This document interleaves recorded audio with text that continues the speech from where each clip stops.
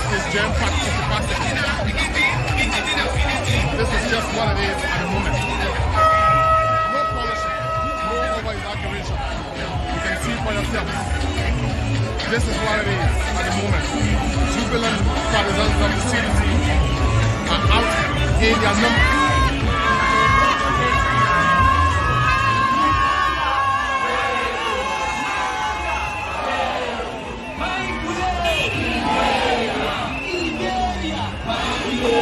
At Focus on Liberia, we discuss everything Liberia, from education to politics, arts and culture, entertainment, agriculture, history, religion, family, and technology.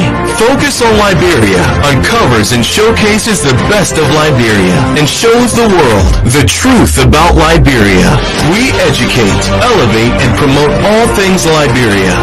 We conduct interviews, panel discussions, debates, and more. Tune in to Focus on Liberia on Facebook and YouTube and be a part of the stories that make up the news. This is Focus on Liberia, and I am Dennis Jah. Hello, ladies and gentlemen, and welcome to an exciting edition of Focus on Liberia. We're going to be talking about the analysis. We're going to be analyzing the 1 million man march. That is the rally, the Weah 2023 re-nomination rally that was held today in Monrovia. My name is Dennis Jah, and we are broadcasting from Atlanta, Georgia. In tonight's edition, analyzing the rally of the CDC, I have with me G-Talk. That's Glendy Jr. She's here to help us make sense of what went down today in Monrovia. Glendy, welcome to the show. Hello, Dennis. Hello, everybody. I want to welcome Mr. Prince Sharif. He calls himself Weah-barian, meaning he eats, sleep, drink. Mr. Weah. Prince, welcome to the show. Yeah, thank you so much. Thank you so much. And let me say hi to the fellow panelists that are here and to our many listeners across the globe. I want to say, my people, you're hello. You're hello. I want to also welcome Dr. Abdullah Dukle. Dr. Duke worked with both interim president, the late Dr. Sawyer, and President Sirleaf at the highest level. Dr. Duke, welcome to the show. Thank you, Dennis, and hello to everyone. I also want to welcome Mrs. Weah Wilson Moba. Weah, welcome to the show. She's right here in Atlanta, Georgia. She is an independent and is not affiliating with any political party. Weah, welcome. You're muted. Please unmute yourself. Unmute yourself, Weah.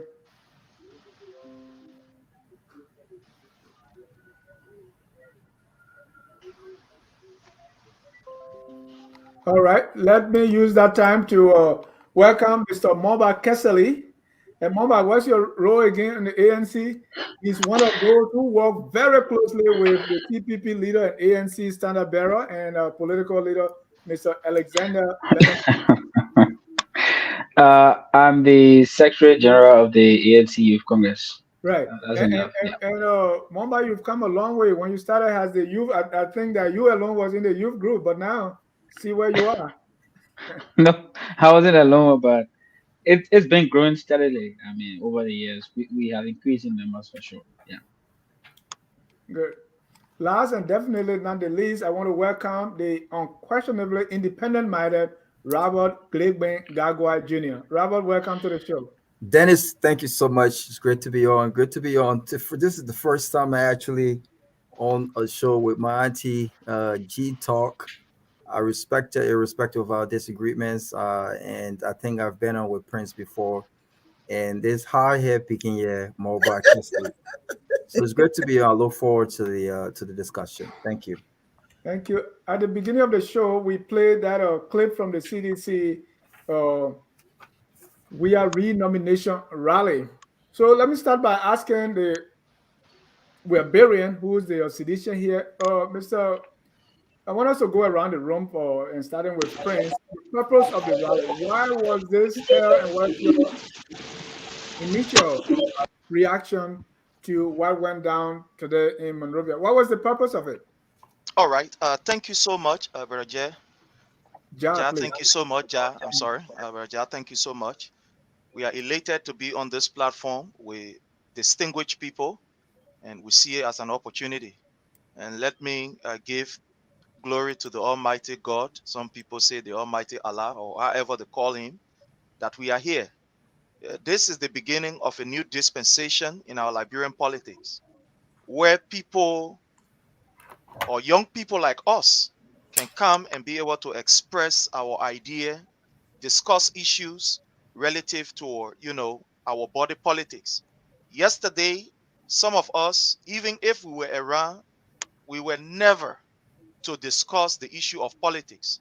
But again, we want to say thanks to the presidency of His Excellency President Dr. George Manneh Weah that have given the young people the opportunity at this time, put them at the forefront that they can be able to discuss issues that will affect their life. Having said that, today the rally was just a confirmation, an affirmation of the Liberians people mandate that they've given to His Excellency President Dr. George Manneh Weah.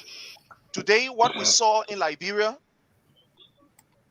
is unprecedented, and we are yet to check the records and see whether it has happened since the foundation of the nation called Liberia. For us to have such a program held in the 16 political subdivision, the 15 political subdivision of Liberia, including out of Liberia, in every continent, of the world, I think is something that we are so excited of. And this is to reassure the world that indeed the Liberian people have explosive confidence in this leadership, even though, yes, there are challenges, but based on what they are seeing, based on the tangible, and based on the developmental agenda, they are willing to go the extra mile, even beyond the 12 years if the need be, to make sure that that mandate, because they gave birth to their mandate, that Right. that mandate is So, well Prince, protected in the democratic space. what were the objectives of today's program? Yeah, the objective of today's program was to renominate the president of the Republic of Liberia for, the explosive and the excellent work that he has done over the period of years that he was entrusted the leadership. So today basically was the renomination of His Excellency President Dr. George Manneh Weah and the affirmation of the Liberian people in the Propo agenda. Why was it necessary to to nominate him? Well, it was necessary because, over the period, the people are the custodian of their authority. The people are the custodian of their democracy. So it is always good that before you leap or this kind of, political joining, that you seek the approval of the people. So it was important because this affirm that indeed the people believe in this leadership and they are ready to carry this leadership forward. So it's important because it is the people who gave the leadership, and they must be able to, come up and say, yes, we are satisfied and give you another mandate. Thank you. Mr. Kesele, you heard from Prince why this was necessary, the objective of it. How was this felt in the opposition CPP community? I mean, we are not strangers to the CDC style of politicking. This is not a strange phenomenon. It's been happening since Mr. Weah's involvement with our politics. Joshua has always been a populist politician. He thrives on numbers coming out. I mean, the man's a football player, so he's used to seeing people come at the stadium and cheer him up. So nothing surprising here. But just few clarities I wanted to make sure I provide before we continue this conversation. Joshua cannot be credited for bringing about multi-party democracy. Joshua cannot be credited for bringing about freedom of speech. Joshua cannot be credited for bringing about freedom of association and movement. There are people who fought for those things and died for them. It is disingenuous for someone to try on this platform to credit Mr. Weah for giving Liberians the opportunity. As a matter of fact, Joshua does not even have the right to take those rights away from any Liberian citizen because those rights are inalienable and they are protected by the Liberian constitution. Uh, today's showing of the CDC is a testament to the fact that George Weah is on his way to leave the executive mansion. Weah in 2005 put a massive number. Weah in 2011, when he went with Councillor Trotman, put a massive number. There are points where we are just entering the city lockdown Monrovia. Today, people were still moving around. I must credit them for bringing about 10 to 15,000 people out in the streets today. Nothing more than that. Understand that the ATS as a stadium cannot take more than 15,000 people. So, considering that they had rallies in San Nicolas and they had a huge one in Monrovia, and the other ones Prince talked about in America here. I don't know whether they had those rallies in America. I mean, the CDC put up a number of around 15,000 today. Nothing strange, nothing big that has happened before. But quite frankly, the greatest distinction of this crowd and other crowds the CDC have put up is that these ones were actually paid to come out. The CDC had to print over 1.5 million T-shirts, according to Prince, as he stated here last night. They had to give each of the people that came out 20 United States dollars. We saw a lot of videos all around where people were receiving funds to come at the rally. Aside from that, we saw a lot of people who attended the rallies, went back, started to burn the shirts and making those statements that, our government money, today was our opportunity to eat ours. So, I mean, nothing strange. Today's showing does not in any way give the CDC a blueprint to assume that they can win the election. But quickly, are the CDC able to put up numbers that the CPP couldn't put out? No, this is not strange. I mean, in 2017, when we had elections, Alexander Cummins and the ANC put up numbers bigger than that. United Party put up numbers bigger than that. So, I mean, this is not a strange thing. By the time we go to our election every time, Dennis, Liberians do come out to show support to their various candidates. If the ANC were to have a political rally of such nature tomorrow or the other tomorrow, we will put up a better number than the CDC did today. So nothing strange. We're talking about a country of almost 5-6 million people, and you bring out 15,000 people. You want to credit yourself for winning an election because of that? No, I mean, that's disingenuous. Let me go to Mrs. Momba. Mrs. Momba, what's your reaction to today's rally in Monrovia? I mean, we were here last night talking about it, kind of predicting what we're going to see. Did anything surprise you? Well, I am not surprised.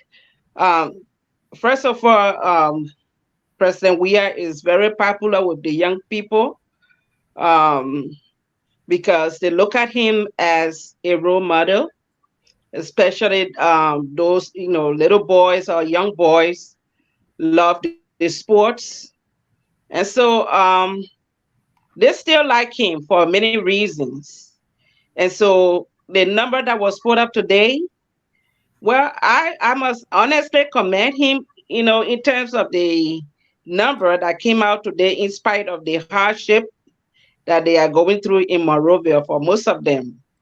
I'm not surprised because I said it last night that anybody who is able to give money or free T-shirts or free food, you're going to have people coming out. I saw that during the ANC, some of the video, ANC rally, some of the videos, some people were asking, they didn't know why they were there. So especially when you have money and food, they will be there. So I cannot for sure say because there were many people out there today, therefore the president, is able to win the elections. I can't say that for sure because those same people, you see, the same people go to different functions. So you can't really say these people are for a particular political party. When Unity Party has something recently, I think when Costa went, that's the same number of young people. So they go everywhere where they have action going on. And I'm not sure whether all of them are registered members, but I think they are vulnerable. They go anywhere where the breeze blows because they want to have fun. And so basically, I'm not surprised. I expected everything that happened today in terms of the number that came out. But again, I can't say because the number came out. So definitely those people are for him or they are not for him. Mr. Gago, your response to today's rally? What your quick thinking, man? Did the CDC do it bigly? Well, I don't think I would disagree with Prince that is unprecedented in the history of Liberia. It's been done before, and if we're looking at the definition of unprecedented, means is something that has not been done before. So I would disagree with that part. But I think that they did what was supposed to be done. The rally was held at the ATS, and whatever number that the ATS takes, they were able to fill that stadium up. Uh, I will, disagree with Moba though when he talked about um, the numbers and appreciating the fact that they were able to bring out 15,000 folks. And if the ANC were to have a political rally tomorrow, he predicts that they will bring the same number out. Well, it's hard to argue though because a few weeks ago the ANC by itself held We Are Tired Suffering rally, and they could barely bring out 2,500 or maybe under 5,000 people out in the parking lot of ATS. That was just under SKD. the ANC. So when we're talking about numbers, and I don't like to engage in the number, the size of crowd debate, Dennis, because this is what always happens during the election season. And I agree with my BCS MOBA. These are recircled crowds, right?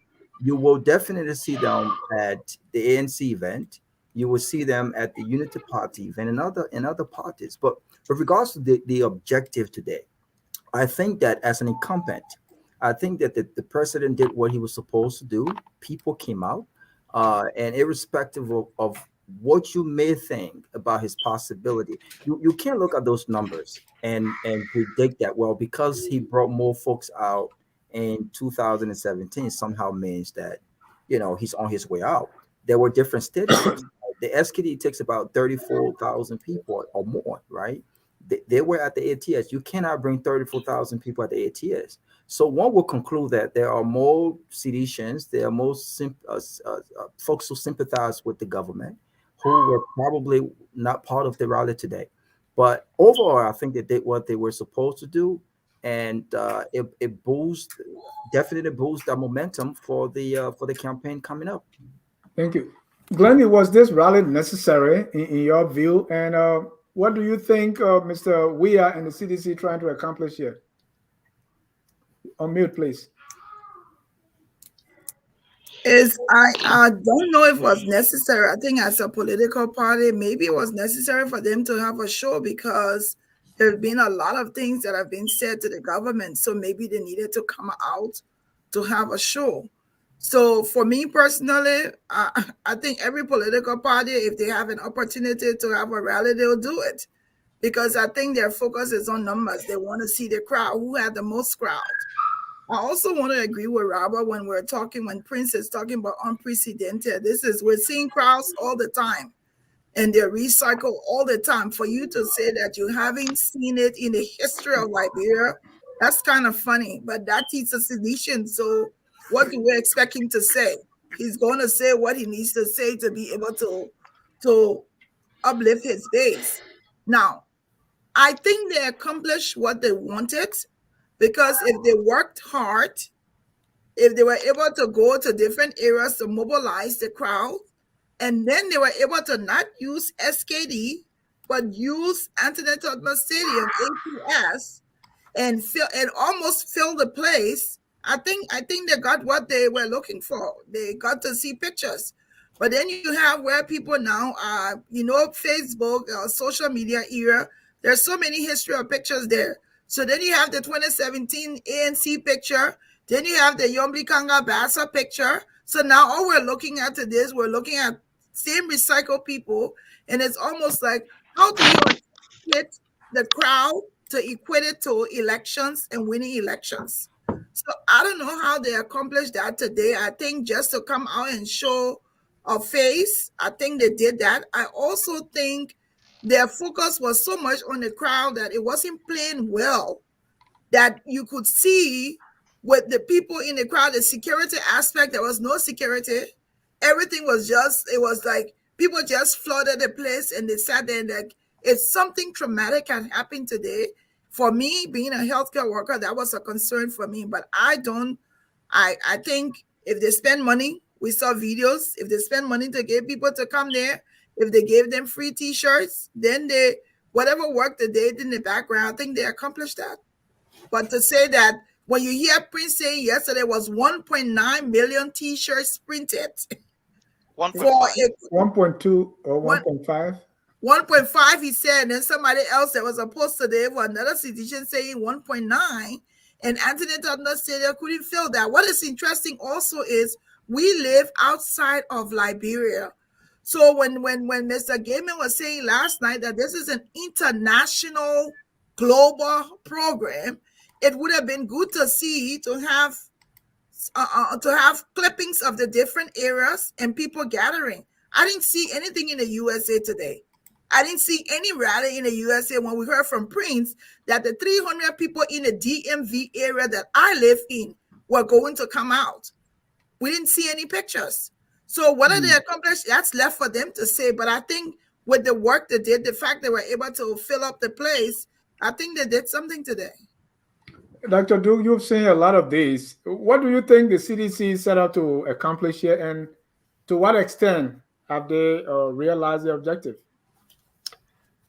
Yeah, Dennis, I was there in 2005, and I think it was in July when George Weah decided to do his launching. He was supposed to be at the SKD. People walked to the SKD, and then they found out the SKD was not open for events, so they had to revert back to the campus.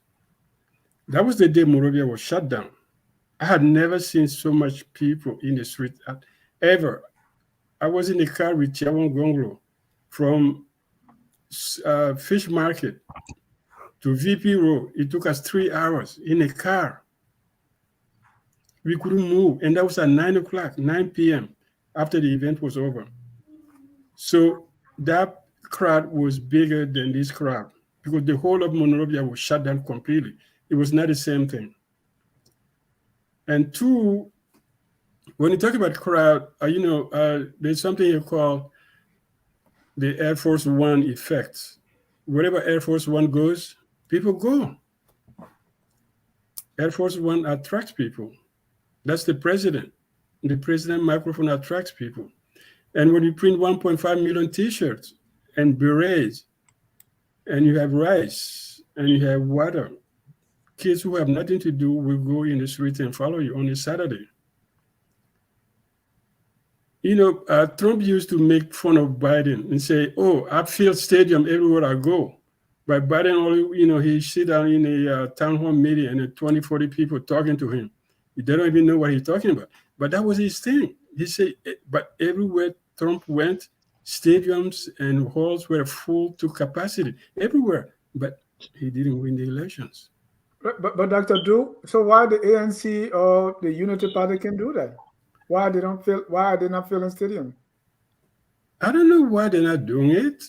I don't think they, bringing crowds in the streets at one point or another is really means that you have political control over the situation. The president can do anything he wants. The president has his own nomination thing today, so I don't know what ANC or Unity Party is not doing.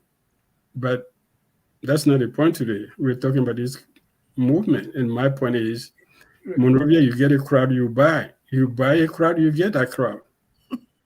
And Air Force One brings the crowd. The president's coming out. George Weah is the most popular person in the country. We can't deny that. He's the most popular person. But now he has to run against his record. In 2017, he could say anything because nobody knew where he was from. Politically, what he could do. But now he has to run on a record of 5 years. So the kids will run after the T-shirt and the beret and the dance and the music. But who's going to vote? Prince, let me come back to you as to I don't know if you know anything about the cost. We saw the billboards, we saw the T-shirts, and there are reports that people were even offering money. Our reporters were in the street, asked a couple of people, they said that was not the case. But do you have any idea about the cost of this event? Yeah, thank you so much. Like brother said, Brother Moba, that people were giving money. If we would take it from that standpoint, it means the CDC is the richest political party ever in the history of the Republic of Liberia.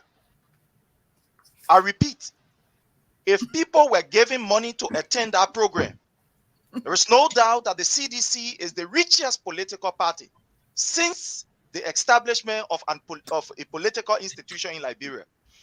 I go to our mother, Madam Moba. She talked about, people with the hardship, that they were able to come up. Now, this is just to tell you that the condition at which the opposition has escalated or they have overemphasized this issue of hardship is completely different from what is on the ground.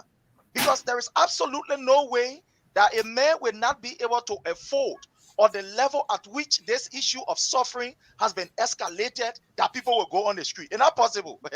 It's not possible. It can't work.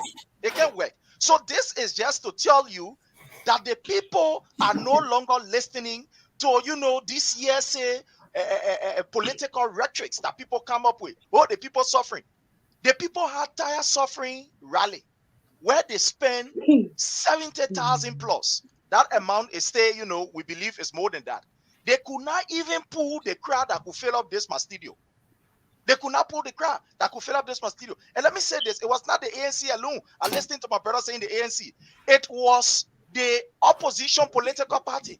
We saw members of the Unity Party part of that particular, rally. We saw people from the LP part of that particular rally. So to say that it was the ANC, I think that correction needed to be made, and we must make it very quick.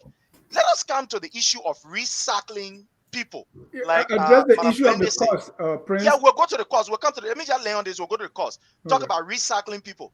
Can you show me the picture of 150 person that was at Mr. Cummings' rally, and they were also at the Unity Party rally, and they were at this rally? Can you show me the picture?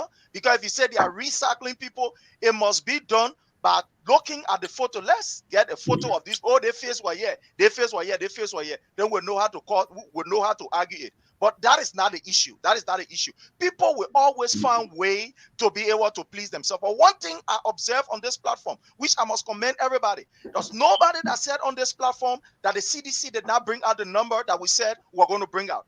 Everybody alluded to the fact that the people came up. Now, relative to what was spent, let me say this. The CDC is a political institution that is deeply entrenched in the life and in the hearts of the ordinary people. The CDC is a party that belongs to a Prince Sheriff, that belongs to a Madam Moba, that belongs to a Glende. So the ordinary people all the way there in Bokonjiri, the ordinary people that is all the way there in Jenewene, the people will spend their money to be able to protect their political institution. So what you saw in Liberia was from the pockets of members of our political institution, that is the CDC.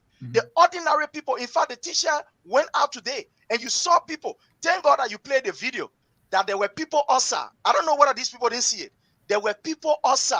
Your reporter said that the stadium was filled to capacity. But the number that we saw also, you played that tape, and thank God that the records are here. Now, for somebody to say, I said that number there, and it was 1.5, I said this.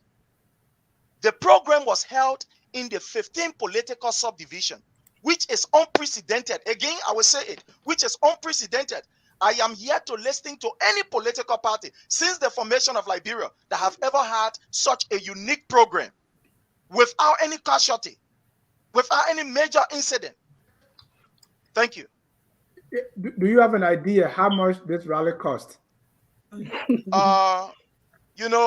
One thing about the CDC as a political institution, we have our team that is well set up.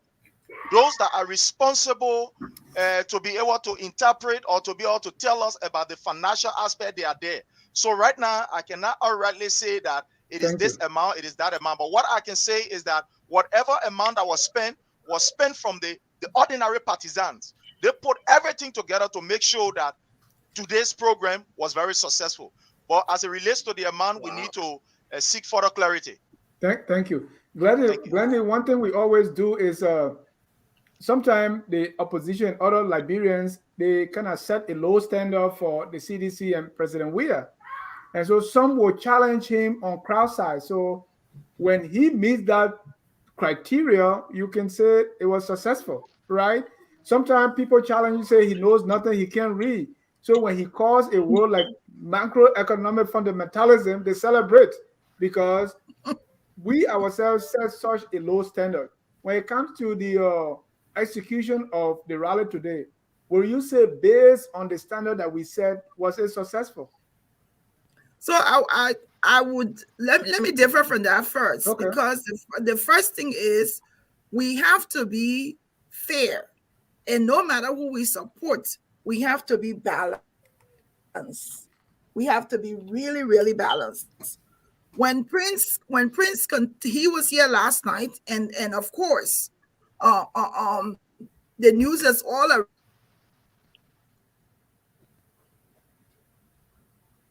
around that they were going to do a 1 million rally.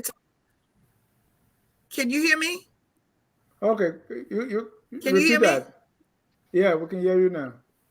No, I was saying was, I don't know if we set the standards for them or they set the standard for the Liberian people, because they were the ones that said they were going to meet 1 million, and I don't think they met that. I don't think they met the 1 million. And then when you're talking about all the numbers, we met the numbers. First of all, nobody here, I didn't say that you met 1 million.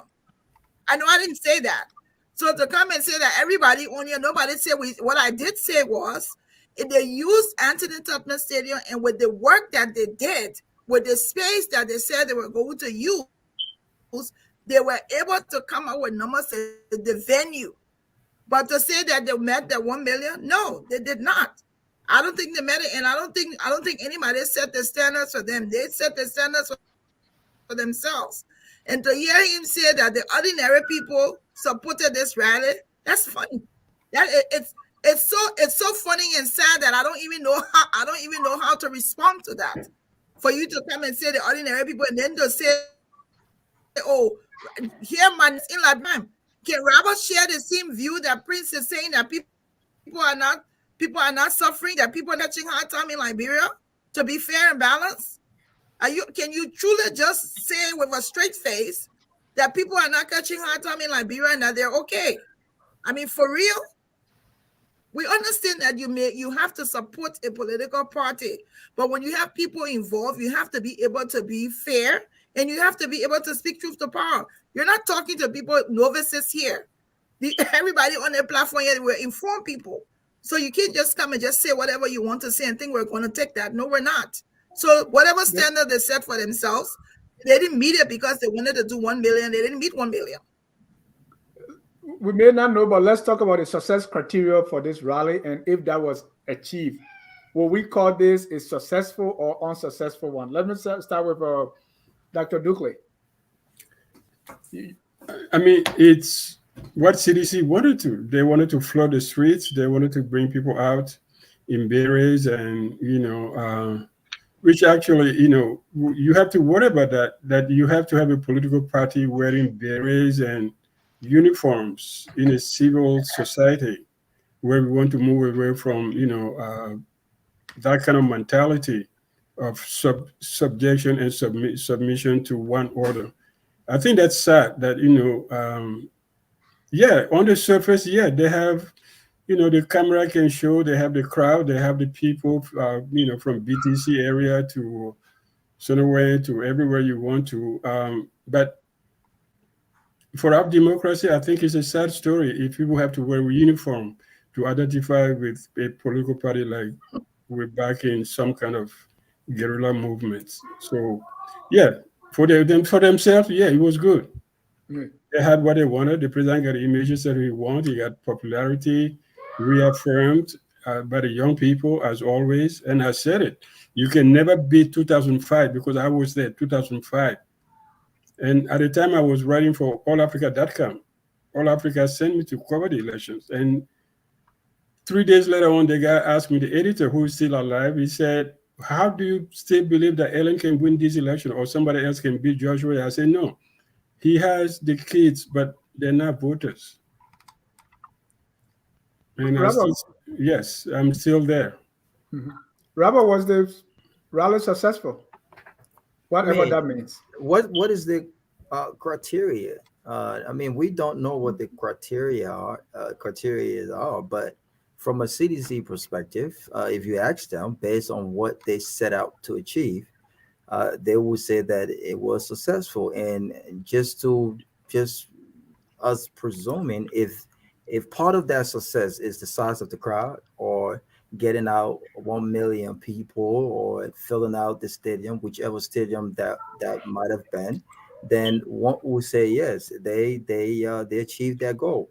But let me go back a little bit to Prince. Look, I like your zeal, and I like the fact that you come off to be a diehard sedition. But I think part of our politics, though, is beyond just who we support. Is taking responsibility and actually speaking to the issues. Look, I go to Liberia 3-4 times a year, my friend, and I'm not a supporter of the opposition. In fact, I'm a huge critic of the opposition, and I'm on record for that. But it would be remiss if I let you pass on the statement that the suffering of the Liberian people is overemphasized. The suffering of Thank you. Liberian people is not overemphasized, my friend. There are economic hardship across the country. I do have disagreements with the opposition on particular and specific issues, like remittances, and and people, and somehow this argument that people begging for small thing has increased. We have the numbers, right? But no one, whether you support George Weah or not, I have very close friends in his government, and they know this. No one can say with a straight face that the people are not suffering. The economy is not going the way it should be going. In fact, it just didn't start.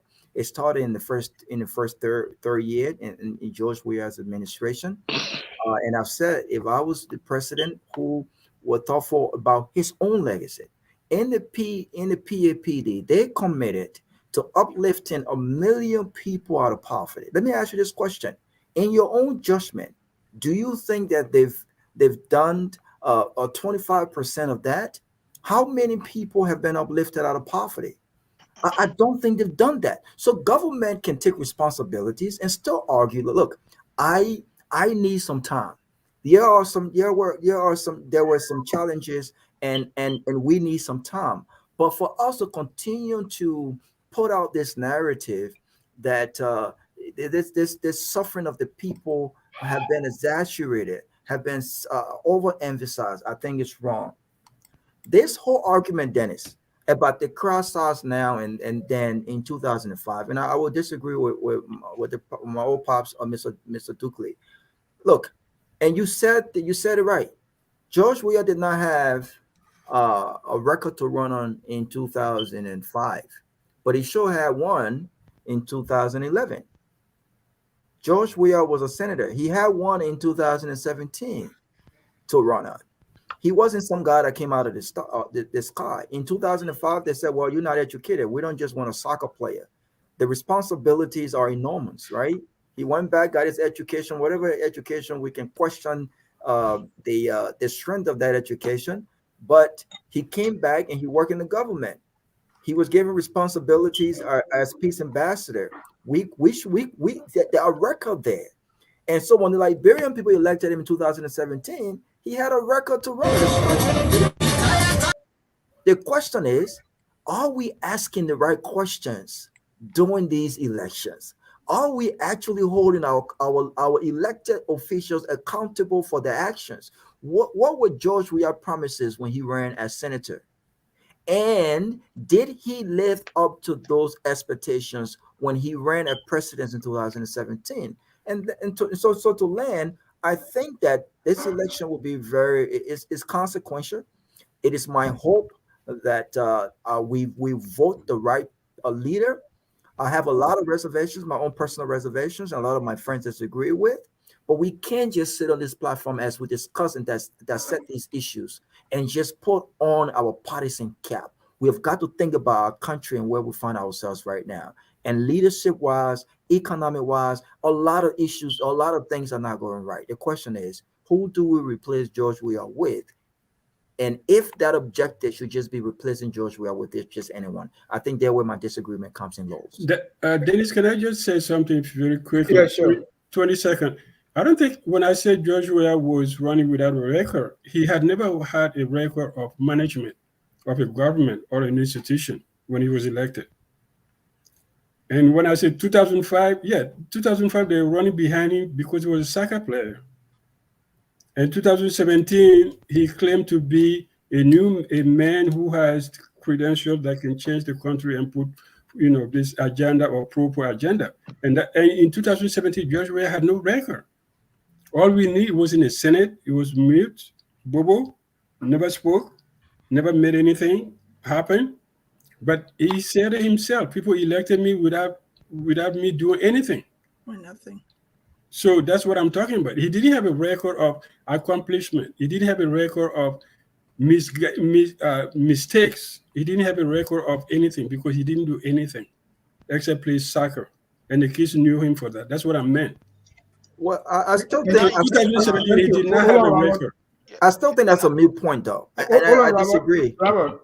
Okay. We're not going to go into that. Robert, hold on, Prince. I want to bring in Morba. Hold on. And we'll have time to go back and forth. But let me bring in Morba. Morba, the rally clearly, this is about 2023 elections, right? And election is all about numbers. We'll bring out the numbers. And we saw the crowd. We saw that they wanted to showcase that, yes, we still have the numbers. We still have people on our side who want to vote. Did the CDC prove anything today? Was the CDC able to send out any message from what we saw in the rally today? Yes, the CDC did send out a message today. And fundamentally, the CDC has shown to the Liberian people, specifically the opposition, that there's no distance too far that they won't reach to make sure we are re-elected. If they will have to go as far as stealing the election, they will do that to make sure we are getting re-elected. How is that reflected in the? I'm coming, Dennis. You see, Prince sat here yesterday. He told us that the party printed 1.5 million T-shirts. Today, Prince comes back on the platform. He tells us that it is the ordinary people that put their own funds together to sponsor the rally. That means the ordinary people printed the shirts.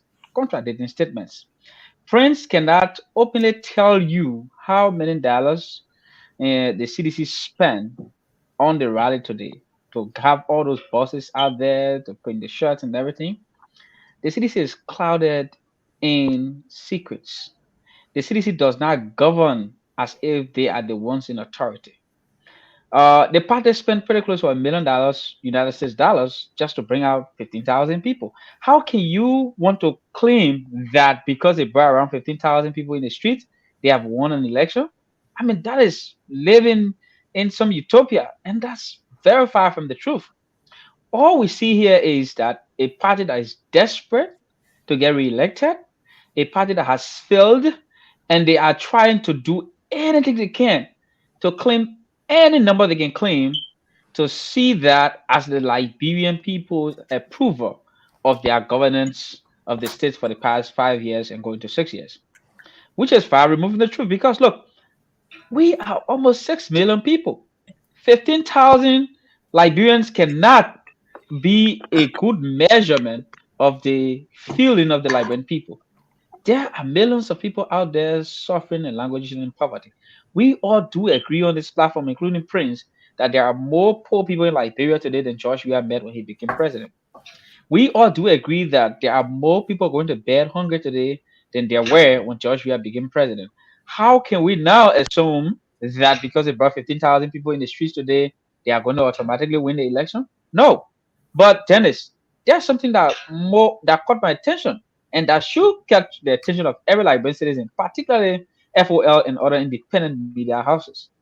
EPS officers were wearing CDC t-shirts today, holding arms around the president.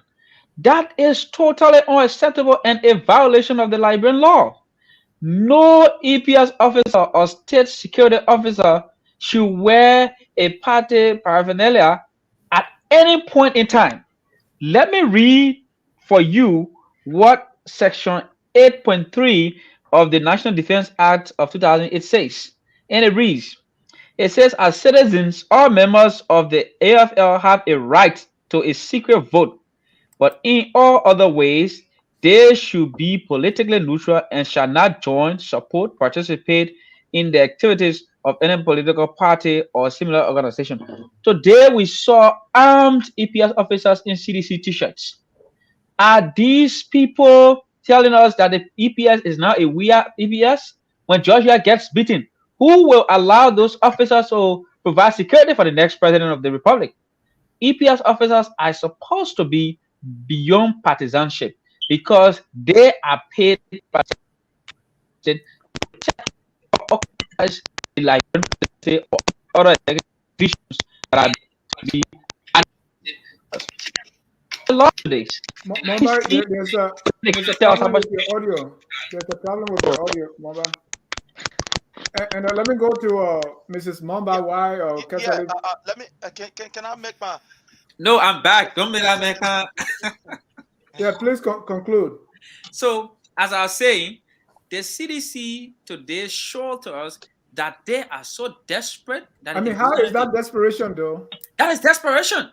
How can you take state security officers and put them in your party t-shirt? Okay. That is desperation. And that poses a serious threat to the security of our country. And this is something we're going to raise with the American government. This is something we're going to raise with other regional bodies. That state security apparatus are being used by George Weah as campaign organs. You cannot have people in George Weah t-shirts holding arms. Mr. Kessley.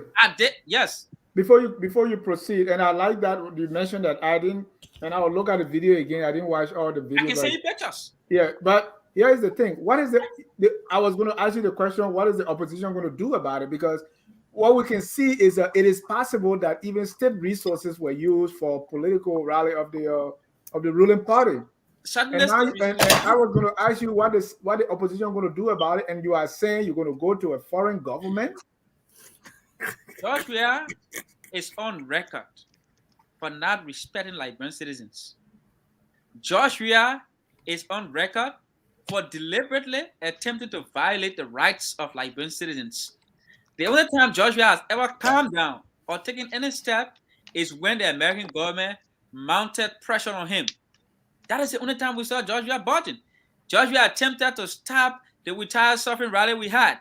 It was the American government and other international bodies that made George Weah to step down. So you're going to run to the American government anytime? You can run to your own people, man? Who are we going to run to? Who are you running to? George Weah is a lawless president. Hold on, G-Talk, I will come to you.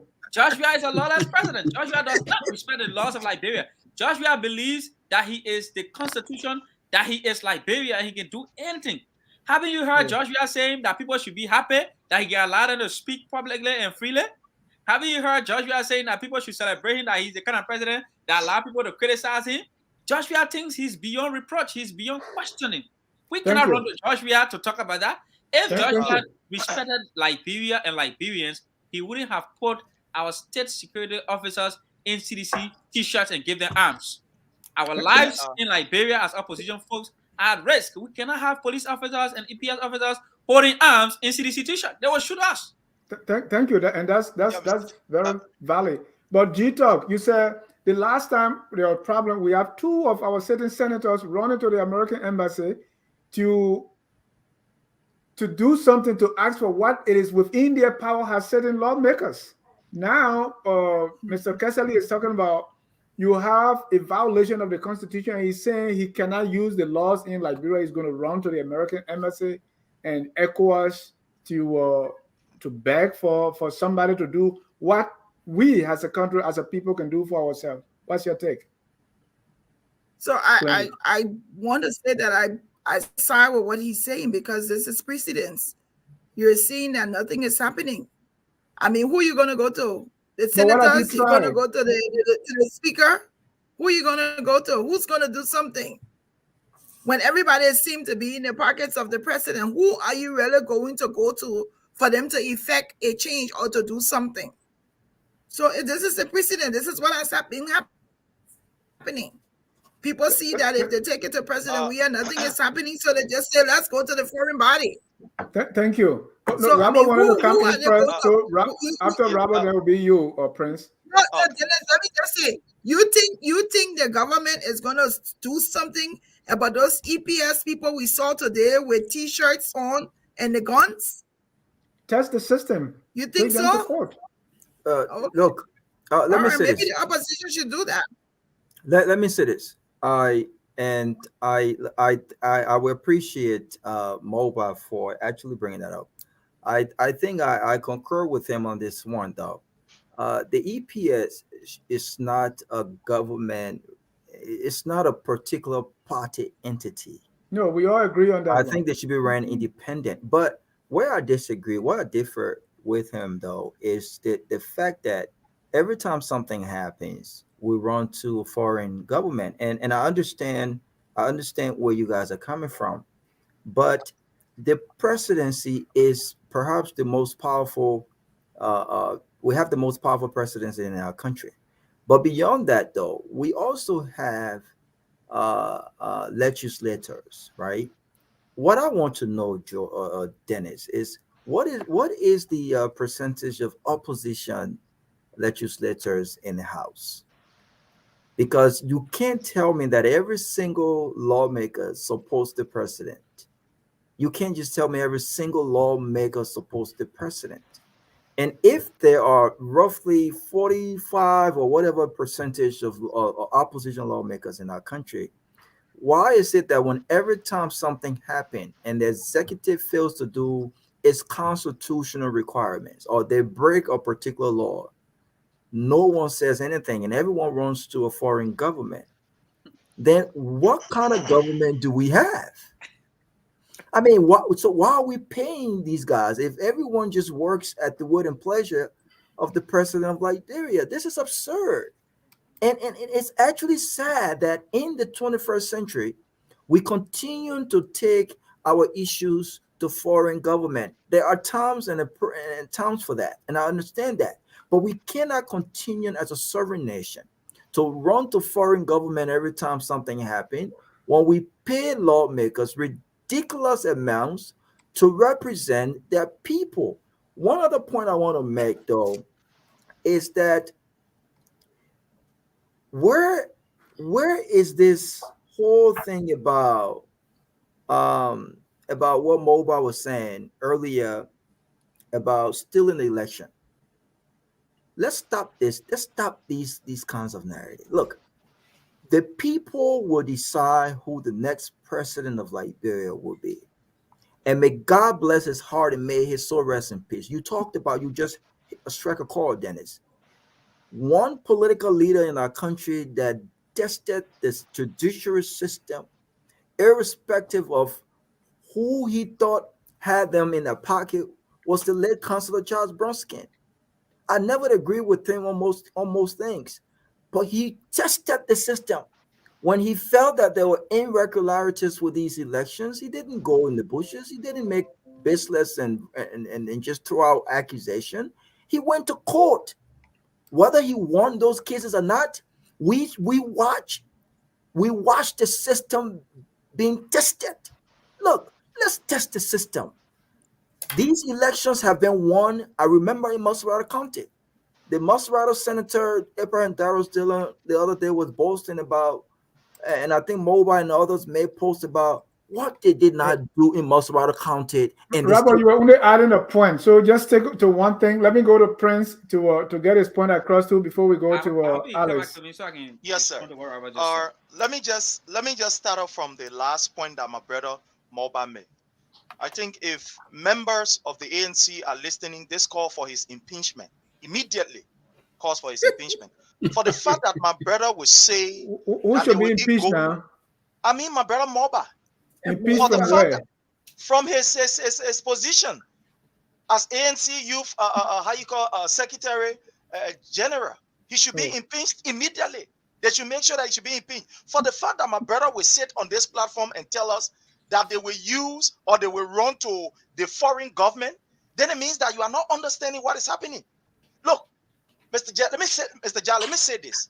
Any father that leave his home and run to another person to go for complain or whatever, that shows how irresponsible that person is. And there's the reason why you see the ANC continue to think that foreign government will help them to put it in power. Let me put it the Liberian way. The Liberian people will decide who become the president, and not the United States of America, not England, not Great Britain, not even Netherlands, Nepal, Bhutan, or Kuala Lumpur. It is the Liberian people. So for you to sit on this platform, I'm coming, sir. Let me just lay on it. I know I get your point, but I want to. Yes, sir. So for you to say that you are going to foreign people, then it means that you are not even understanding. Quite recently, the opposition political party took an issue to the law. Remember that Mr. Alexander Cummings, his own political leader, make use of the law, and we saw what happened in those cases. So why when my brother come here? Yeah, I'm coming, sir. Why when my brother come I get your point. You already made your point. You don't have to belabor it. Sorry. So why when my brother come here and say that they will run to foreign embassy? So it means that they don't even believe in their own. Prince, yes, let's look at it this way, right? We have the three government officials. Can I come in, please? Hold on. You understand? You appreciate that people have tried going to the government and they say their issues have not been resolved. No. Hold on, Prince. Hold on. Let me ask you the question. Okay, we have the three government officials that the whole country cried that they were being corrupt. The president did not do anything until the U.S. had to sanction them before he was able to shake. We also see that the LACC have indicted other people, and the president wouldn't, or the executive branch of government wouldn't do anything about it. So, wouldn't you think that Liberian people are feeling helpless, taking their court to this president and to this government? Mr. Ja, this is where I will feel very disappointed in Focus on Liberia. For you to sit and say people cry, that people corrupt. Look, let me tell you something. We must begin to teach this generation that they must begin to follow the rule of law. For people to cry, say, oh, somebody corrupt. That is not equivalent to an indictment. That's why we have laws. That's why we have the judiciary branch. And you understand? I don't care how many person cry. Let us use the law. Let us always make sure that the law is followed. That's ground for investigation. It is because we did not use the law. That's why people ran to the butchers. Yeah, Prince, we're not talking about butchers. So no, I'm coming, sir. But this is how it starts. If there are speculations, if there are grounds for investigation, I'm coming, sir. Investigation is launched. No, I'm coming, sir. You are saying that people cry and people corrupt and the government do nothing. These are some of the things that we must begin. You understand? To be able to teach our children that these things must not be, we must make use of the law. It's not because somebody say, oh, then and CDC giving them money. So it means that CDC giving you money, or CDC giving free money. So it means that CDC gave me money. Look, we must use the law. Always we must teach our people to use the law. My brother talked about the issue of, the party, where he said, I came on this platform and I said that, the party was going to take over, or the party was the one printing. Let me remind my brother, it is the people that makes the party, and not the party that make the people. I can even come here and say, yes, the party, or I can come here and say the people. These are interchangeable words. I can come here and say, yeah, the people. The people belong to the party. The party belong to the people. So he needs to understand that. So when I say that the party was printing this t-shirt, it is the people who makes up the party. It is not the people. Look, my people, we begin to. And the last thing I listen to my brother to just lay on this. Okay, Prince. If the issue of foreign government is a problem, then can I come in? Welly has not spoken on this issue, so let me give Welly the chance. I need to respond. Dennis, please. Please, write down your response. So I have a question for Prince. He is getting guilty because somebody is saying they're going to run to foreign government. If the foreign government came up and said these people were corrupt, and you believe it was not the right thing to run to foreign government or to take instruction from them, why were they removed from their positions? We have many instances where foreign government had to give us direction. What happened during the war? Was it not the same foreign government that told our president to leave? That was a different circumstance. Before we had peace in our own country. So why is it so strange to you? Thank you, Alice. Moba, go ahead. Can I respond to the question? Hold on. Let Moba talk and then you can Prince, respond. relax. No. Prince, relax. Calm down. So before I say anything, let me read just a segment of Article 50 of the Liberian Constitution, and it says this: the power of the Republic shall be of the executive. The executive power of the Republic shall be vested in the President, who shall be head of state, head of government, and commander-in-chief of the armed forces of Liberia. Now, recently, George Weah stood before the national legislature. George Weah said, if you want to see the American people, what you're going to do, or what you should do. In the national legislature, George Weah talked about Sweden and ECOWAS and all our international partners. And Prince said, because we want to take our complaint to the very people George Weah said, if you want to work with or you want to see, you should kill yourself, you should leave Liberia, it's a crime. I mean, what is, so Prince is telling us that he knows and understands these things better than George Weah does? That going to the American government and our international partners is unacceptable? Look, Prince is joking on this platform, and we have to be honest. Has Prince forgotten that some of us were tear gassed because Mora Molu was arrested right before the American embassy protesting against the United Party government?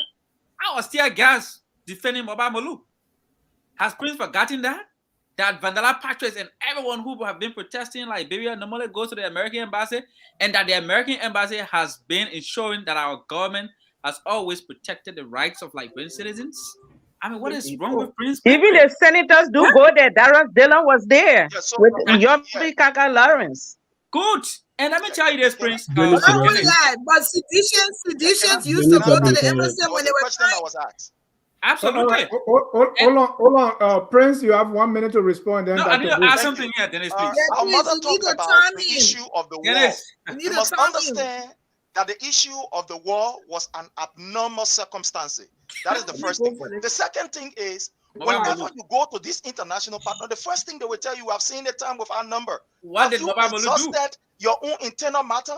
Have you tested the process? There what are oppositions that have been going to these, like for example, the Supreme Court. We saw opposition going to the Supreme Court. We saw them making use of the process. So I am not saying that going to our international body, it is wrong. Thank you. I'm coming, sir. Thank you. I'm not letting there. The brother was Prince. I did not what we are saying is that let us be able to absorb our own internal mechanism to solve our problems. Before running to these people. I need to address that particular Thank you. Normal circumstances. Thank you. Go ahead, finish up, and be quick then, because we got to go to Dr. Duke too. Thank you. I mean, there's something I needed to point out here. We have an imperial presidency. When the legislature that we talk about is being controlled by the executive, nobody will run to the legislature. Even legislators cannot run to their own legislature when we have issues in Liberia. You know why? That is one of the fundamental problems we have in Liberia. When our legislature passes the budget, for example, it goes to the president. When he signs it into law, the president determines when these lawmakers get their salaries. Haven't you seen time and again that the president has withheld individual lawmakers' salaries? The president has violated the very lawmakers' rights. And they do nothing. Also go to people who cannot defend themselves. And they do nothing. This is appalling. But don't they have the power to do something? Hold on, Bravo. So therefore, what are you suggesting, Mr. Kessley? That we have to go to the people who can mount the pressure that will bring some results. And that is the American government, the European Union, ECOWAS, the same people George Weah can run to. Can I interject for 1 second? Just 30 seconds, please. I just want to add mobile question. Thank you. I want to bring on Dr. Duke before you, Robert. So what is my question? No, you wanted to come in. That's why you wanted to come in. But because I think the somehow the debate is going on in different directions. I think the gentleman from CDC has to make his point. Does he conform to reality?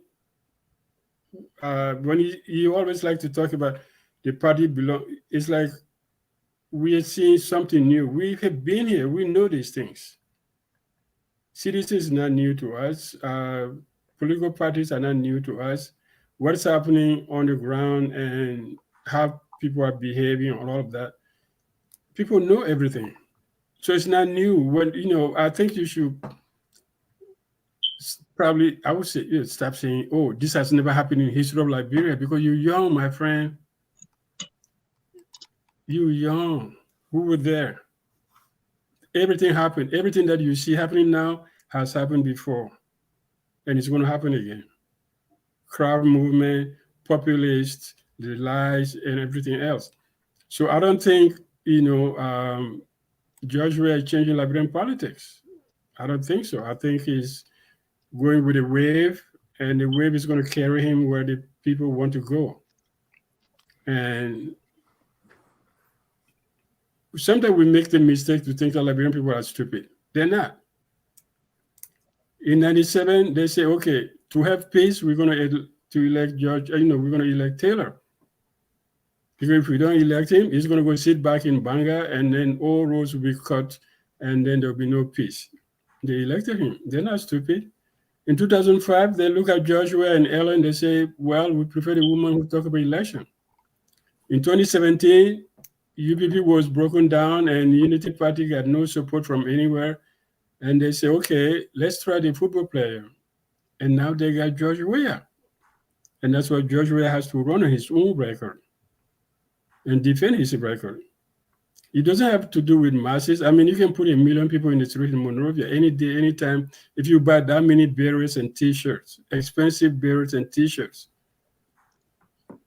So I'm just saying, my young friend from CDC, I respect you. I respect your views. But whenever you say this has never happened before, it means that you're just coming onto the scene, because we have seen it. You can't put any more people in the street than Bacchus Matthew. You can't. You can do anything. And he was not a football player. He was just speaking out of in a backyard on, Girl Street. You can't put any more people than that, than Bacchus Matthew. So you have not seen those things. We were there. That was in the 70s. You were there. You were not there. So don't be saying this has never been happening in the life of our country. No, it happened. People fought for independence. They fought for the right to vote. That's why we had a war, because somebody stole elections and killed people. That's why we had a war. The war was not an accident. It was a real thing. People were pushed against the wall. People sent their kids to go fight with Taylor, no matter what we said. People send their kids to go to Taylor, so go fight with this man who want to get Taylor out of power. So it was not an accident. You don't fool us. We were there. Okay. Thank you, Dr. Duke. So now the rally is over. Hold on, Prince. The rally is over. For me, in my lifetime, I've not seen a sitting president being, petitioned or asked or nominated to run. Mm-hmm. So this is so. What is coming? What will be the long-term effect of what we saw today? And what will be the response from the opposition or the opposition political parties try to match this? Let's look through. Let's look ahead about the effect of what we saw today. What is it going to change? What is it going to impact? And how is it going to affect the 2023 elections? Let me start with Mrs. Mova. Well, I don't think it's gonna make a big difference, because by this point, majority of the Liberian people already know who they're going to vote for. So whether 1 million people got in the street or not, if they want to re-elect President Weah, they will do so. Whether 1 million people are in the street or not, if they don't want to elect him, they will not. They can buy all the T-shirts and all the banners and everything. They're not going to do it. So to me, it's not going to make any difference. We're going to be looking to see how the election goes. It's a fair chance for everybody. So the people will make their choice. I don't think this rally will have any impact than it had today. Maybe for the moment it will, for today and maybe a few days from now, but looking at the future, people would already do what they want to do based on the prevailing circumstances. And what do you think would be the response from the opposition political parties? Is it moving? Is it going to move any needle? Is it going to get them to do anything at all? Say, well, let's redouble our efforts to mobilize or do anything. What is it going to cost in the opposition camp? I think it will and it should, because President Weah and the CDC were able to get these people out. So imagine if they did the same thing that they did today to get people out on election day, then the opposition should worry. So based on what we saw today, they can redouble their effort. They have opportunity to make some changes, and one of the things they can do is to come together as a unit, because right now we don't have a full opposition. Because you have the Unity Party, then you have CPP with the ANC. So I don't know how they're going to do it, but to make an impact and equate themselves to the numbers that we saw today, they need to come together to make a force, and this should be the beginning of their coming together if they want to make an impact come the elections day. Thank you. Rabo, I'm coming to you, but let me play this video as to the impact. Normally, we say that young people beyond CDC, but I don't think this person is young.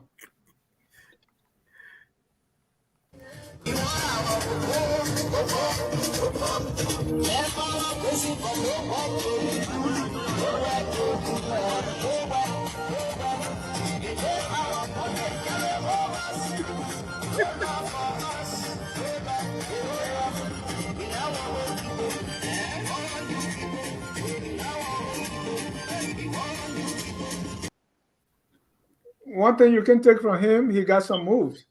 Robert, let's still talk about the effect of today and what is it going to impact. Look, that's a funny video. He looks like he's having fun. But look, I like to think that I don't think that, and others might disagree with me, but I don't think that this election, I don't think that it's predictable. I think that Liberians are unpredictable people. There are things that I believe this opposition could take advantage of with regards to making George Weah a one-term president.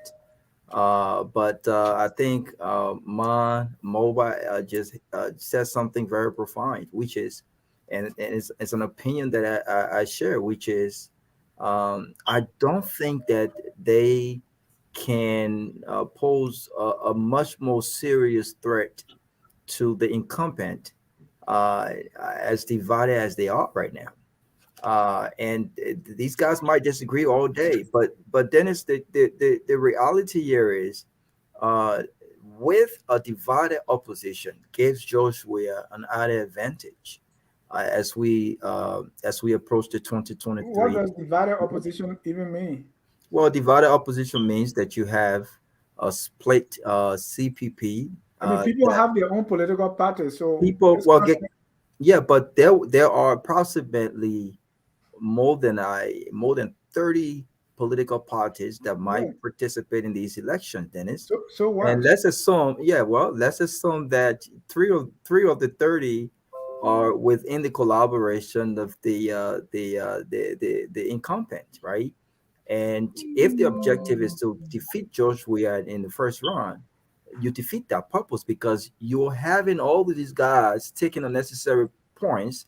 Most of these guys know that they have no chance to even make the runoff. You're going to have folks taking 20,000 vote year, 10,000 vote year, 5,000 vote year, 2% year, 3% year. And then they say, well, let's go to the runoff. Well, guess what? It might be too late when you get to the runoffs because you don't stand a chance of actually bringing people together. and more organized with one focus as much as you would now. So I think that the opposition have got to step its game up.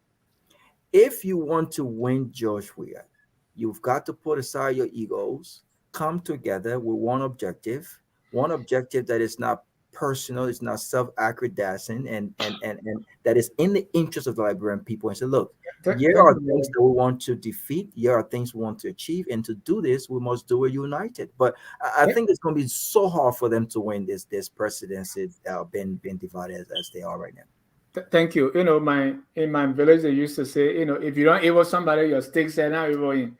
So if you can't beat the man unless you come together, then you don't evil him, right? Why don't you just give it to him? So I don't like this whole concept of, you know, people got to all fall in one group before, you know. Why can't people campaign on their own? But the history of our country requires some collaboration, especially when it comes to the political parties. But the CDC itself is in collaboration with other parties. Exactly. That's another thing we That could talk be about. another argument. Let's look at 2005. The CDC was like a single political Hold on, Prince. I want to go to G-Talk. If you were in the war room today of the opposition, based on what you saw today, what would you advise? You are in a political party and you are advising on how to counter the Million Man March today. What would be your advice? G-Talk, are you frozen? Yes. Mr. Kessley, what is the message to the opposition you think the CDC has sent out, and how is the opposition going to respond? Let's start with how ANC is going to respond to this. We have been working hard to ensure we take our message to our people. We will double up. We'll keep reaching as many people as possible. What the CDC has done today gives us a clear outlook of what she will do when we go to election. And what is that? That they are desperate, that they can do anything they can to win or steal the election. So what would the ANC do about that? But that's what I mean. The case here is we have to ensure that our election is credible first, because the CDC is in a desperate mood. We have to ensure that our votes are protected, and the integrity of the votes of the Liberian people has to be assured at every stage of our election and every process. But you know, there are a few things people said here that I need to make sure I clarify. One, do not assume that by the opposition being divided or having 10 opposition political parties, that automatically makes George Weah victorious. I mean, that's not true. What is the source of such statistics? In 2011, Ellen ran against over 20 political parties. Did she win the first round? No, she did not win the first round. She had to go to a runoff to put up a victory. Now, understand that George Weah as president is performing dismally as compared to Mrs. Salif. And George Weah's numbers will actually dwindle. George Weah is struggling today to convince Liberians for a second term than Mrs. Salif did when she was running for her second term. When Ellen was running for her second term, her government was at a stronger position than George Weah is today while he's trying to run for a second term. George Weah is facing better opposition, more organized opposition that knows how to govern and lead better than George Weah. There is almost no one in the opposition community who George Weah is a better leader than. Everyone in the opposition community, including me, if I'm president, I can do a better job than George Weah is doing. And that's for a fact. If I'm president, I mean, I will not be embarrassing our country as George Weah is doing. I would never allow any EPS officer to wear my political party's t-shirt and follow me at a political rally. No, they can be there in their various civilian uniform or whatever they need to wear and still provide the service they need to provide to the state. George Weah is doing such a bad job that he's the one actually campaigning for the opposition. All we need to do is to make sure we reach as many people as possible and ensure that Liberians actually do come out to vote. Because understand what the CDC is betting on here, most importantly, is voter apathy. They believe that not a lot of people will come out to vote. And if that happens, the few number they will put out, that will give them an opportunity to get re-elected. We have to ensure that more people come out to vote. People who are disenchanted and feel like, oh, politics has failed us. You know, it's the same group of people that come every now and then. Those are things the CDC writing on. And the CDC has deliberately kept our people poor and in very despicable conditions so that they can ride on their poverty and their ignorance and then be able to get reelected. Those are things we are going to make sure do not affect our election. We'll make sure we tell the people that Joshua is the chief architect of the stealing we witnessing today, that Joshua is the one actually bringing the suffering on the ordinary people. Because oftentimes people try to give an excuse for Joshua. They say, oh, he likes Liberia and the people around him. No, Joshua built for the seven condominiums. It's not the people that are around him. Joshua is the one riding private jets all around the place. It is not the people around him. Joshua is the one that leaves the country for 48 days, spend 96,000 United States dollars, just for incidental. It is not people around Joshua. It is Joshua who is managing the country. It is Joshua who has failed, and we need to let the Liberian people know who Joshua actually is. If they have failed, they have seen it for themselves that Joshua is not what they thought he was. Thank you. If you're watching and want to be part of the conversation, please join the number that is on your screen. And that number is 605-313-6004. The code is 791-403 #. So we want to bring in the callers quickly.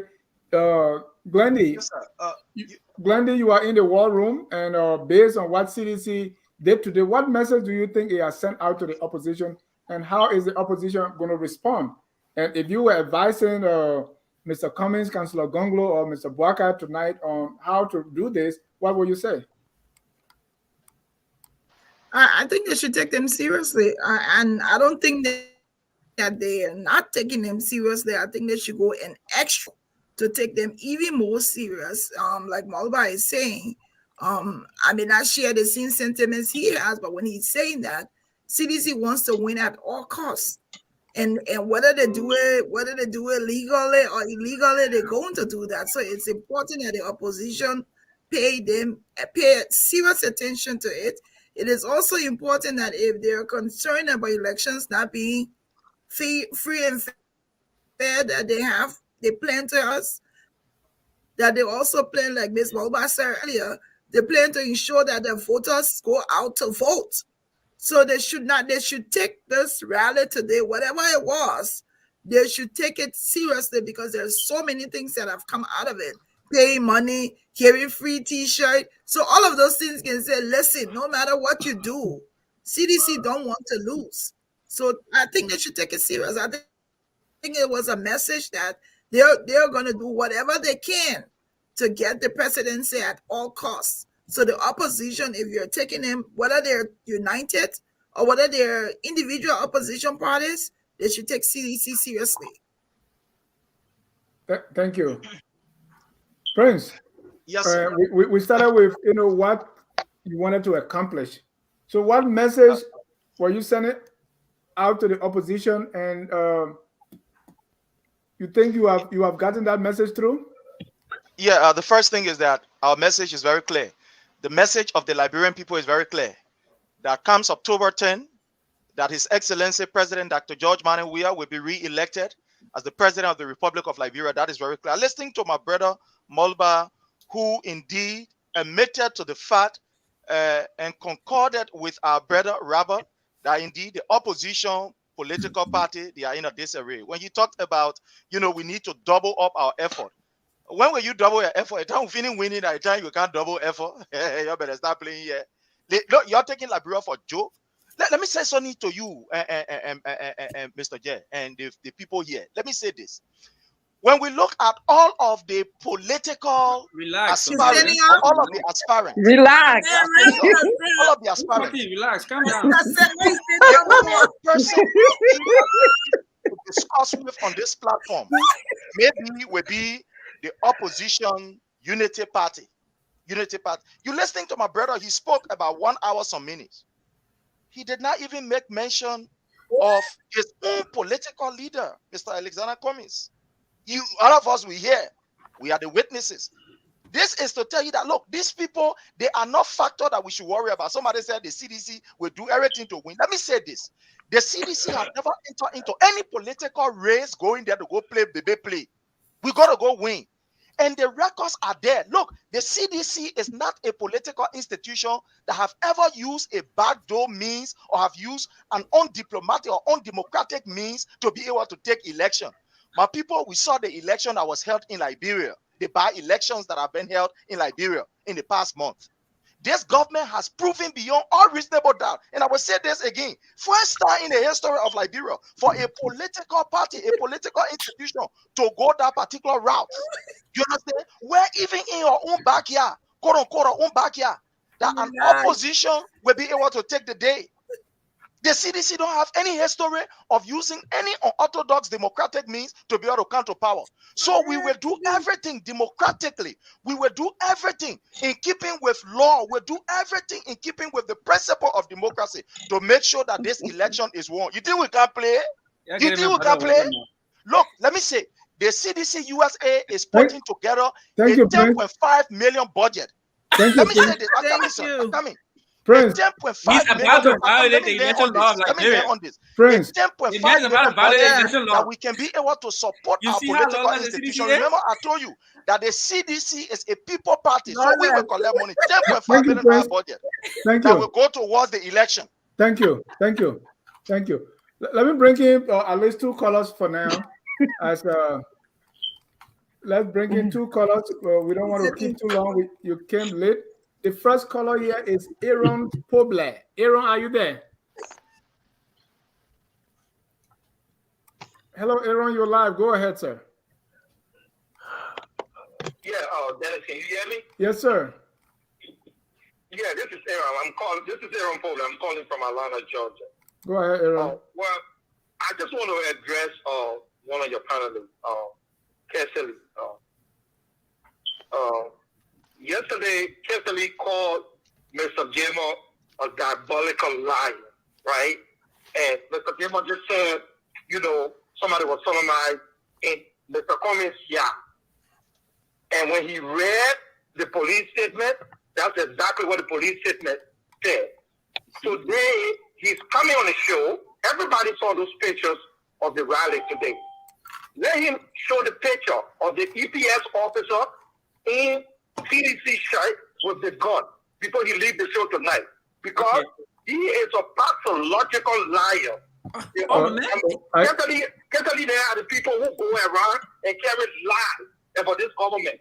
Thank you. So let him show the picture. You made your point. You said let him show the picture. I just sent you two photos. I just sent you the pictures in the chat. The pictures in the chat. Thank you. Let me bring on the next caller here. That will be Elvis Morris. Elvis, go ahead. You're live. Elvis. Thank you, Mr. John, and hello to the panelists tonight. I just want us to live in reality for a moment and not be distracted. The reality is the rally was a massive success. Relative to other political parties who hold rallies in Liberia, it was a massive success. Look at what ANC did. We're talking 3,000 to 4,000 people compared to Weah. And when we talk about inflation, there's a thing about inflation. Inflation is a tax on the poor people. And what Liberia has a lot of is poor people. So they feel that pinch more than anything else. Inflation is a global event right now in all the economies around the world. So poor people are getting poorer. That's always going to hurt. So the reality is, sure, Weah could be doing more about corruption in his government, but he's still massively popular. And to Marva, I think he's being kind of disrespectful to the president, comparing himself that he could be a better president than George Weah. I can be a better. I don't know you personally, but you probably have never done anything as remarkable in your life as George Weah has done. You haven't even ran for city council. You don't know. You don't know. Or representative. No. Let's be honest. You don't even know. What has George Weah done remarkably aside from playing football? You got a man like Cummings who is very accomplished, who is very wealthy. Thank you. 7% to the man who is stupid, who is uneducated, who can lead. Got 7% to that man. So let's be fair to the president. And I want to thank you, Mr. John. I think you've been fair to Prince tonight. You give him enough time. And Prince, it's up to you. You're doing well, but try to be a little bit more, cautious of the time and not go over your time too much. But good debate. But this is an eye opener for us to tell us that all this propaganda that the president is unpopular. He got it more or less popular, but still way more popular than anybody else. You know, the second person next to him is Joseph Barker, and he's too old and weak to hold any political rally of that nature. Thank you so much for taking my call. Thank you. Let me bring in Darling Warwood. Darling, you're live. Go ahead, sir. Dennis, thank you for having me. Thank you to you guys there in studio. Dennis, what is unfolding in Liberia is a pathetic situation. It's sad because at the end of the day, Liberians are the real victims. Because when you look at the opposition political party, let me just take them on one at a time. Mr. Cummings, who claimed to have worked in large corporation SYC, this brother went to Liberia and trying to buy his way to the presidency. And you and I know, I don't know how much business, a lot of you guys there on the panel tonight know about business. When you invest, you are not investing because you're a finance company. You want to get return on your investment. Mr. Cummings has corrupt intent. That's why he's buying his way to the presidency. All the money that his supporters are spending, at the end of the day, they will just come and loot our country. How you know that, darling? Because one man of them just come and distribute the money all over the place. Kumi has no history with Liberia. Kumi did not fight for Liberia. Kumi has not sacrificed anything for this country. And so he doesn't have any track. The best thing he thought he could do was to come and distribute money all over the place. Buy his way to the presidency. Cause chaos in other political parties. Put people at loggerhead. So what he's doing now is called divide and conquer. Look at what he did with the Liberty Party. Liberty Party today is in complete disarray. Divide and conquer. That's what he's doing. We saw that with Donald Trump in this country. And Trump was very successful. He became president of country. And we saw why in a 4 year time. That's exactly what Kumi is doing. He has no record. Thank you. The only thing he can do is to divide and conquer. Thank you, darling. 1 second, please.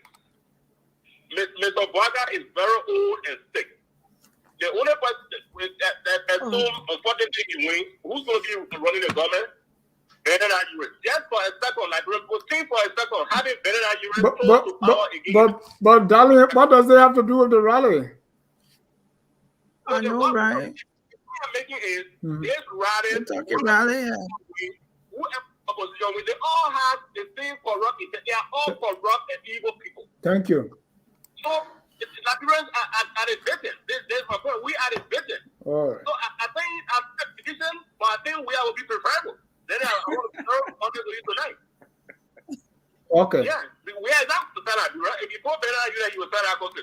Kumi forget it. He will just tell you because he knows how to read and write. He will balance. He will tell our country and balance this book. Thank you for having me. Thank you. And talking about selling country, I was talking to someone in Liberia today. Yeah, hold on, Judge Chairman Toto. I was talking to somebody today and said she was so disgusted about Liberia. He said, let's just sell the country and divide the money. Chairman Toto, please go ahead. You are live. Yeah, thank you. Even if you look at the GDP per capita for Liberia, it's about, I think, 530 billion. So if I were you to sell the country today, that would be each Liberia will be getting that amount. Is that sufficient to take care of every Liberia? But the point I want to raise today about what happened in Liberia today is they should not open up for the opposition bloc. They should not take it to be for joke. If you look at the party war for that October, it's that far. And every time they keep talking, they put this all together. I mean, up to that, the running mate of the zero opposition political party, we don't know. Up to that, they are not coming all here. Is it making us a secret? Because that would be a better turning point to really boost the morale of the opposition when going to October. The running mate, who are going to choose? And then also, to what happened in Liberia today, I see some posts on Facebook, some of the, I don't want to say opposition, but there are some posts for some friends, trying to denigrate some Liberians for telling all today for supporting George Weah. They say they are the people that suffer. I think we should be very careful. Some of the people tend to show support because they want to get some benefit out of it. So we should not use words to denigrate them, and also the opposition can put a good rally together to have the same thing at the office or the CDC did today. They could do the same thing. The whole narrative of the whole electoral process going on. So they just work together, and then for good reality to be to take place. Or else it will just be a free work for George. We will keep talking there. The opposition by the White House. Because what we saw today, when we can sugarcoat it or that, it is a clear indication that Thank you. We got one more call about Dr. Duke. Talking about this, where we are today with the election. And if we look at the next timetable and how things have been moved around, what do you think is the significance of this day when it comes to where we see ourselves with the election, the census, and everything in between? Today isn't, a political campaign is a marathon. So today was just an event. And to me, really, it was, I would say, a minor event where CDC tried to prove that, they have the masses, they have the numbers. But I really don't see it changing the course of the events in the next few months. And the second part of your question was? Right, because if we look at the elections, we see that things are not as clear as exactly. That's something that we need to worry about. You have to look at all the political things that are happening on the ground. Iran election system. We have, Mr. Prince talk about the president, respecting the rule of law and all of that for elections. But your election commission was indicted by the LSCC, a government branch that said this woman engaged in corruption. She's still running the election commission. How can you trust the referee before, that has been indicted, and then you're going to play a game with that same person? Do you have an answer to that? LSCC, indicted the Minister of Agriculture. She's still sitting on the cabinet. LSCC indicted other people. We have, so it's not about saying the president just respect. He has to show respect. You can say the president respect the law, but I have an issue with an election commission led by somebody who has been indicted by another branch of the same government, but still holding her job. This is a picture of, you see the man wearing a gun and a t-shirt of the president. Who is he protecting? The people of the president. The picture is right here. So, when you talk about legality and all of these things is good. CDC had its day today. They had a crowd, but it was nowhere near 2005. And it was nowhere near what Bacchus Matthew used to put in the street in 1979. Thank you, Doc. Let me get our last caller here. That's Hassan. Hassan, you have 58 seconds. Oh, Dennis, why are you doing it like that? But great show tonight. Do not panic. We've seen this thing before. I mean, if we saw this thing with the Dara Dillon election against FIFA, that the crowd thing, that's how, some people just wanted to have fun. Some people just like to be in, quote unquote, like English, they say the fries. So we shouldn't panic when we see the type of thing there, or we see CDC bringing in crowd. And ATS was talking about here, so, I mean, Mr. Kessler, you're doing a great job. You always got to stick to the facts.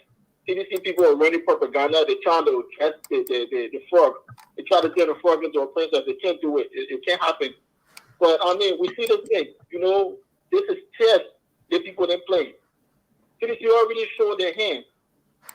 So the opposition don't have to bring up crowds or whatever it is. We have to just stick to the message and make sure we how you call it, come October 10th, George Weah, not a single day George Weah don't get to stay in power into that country.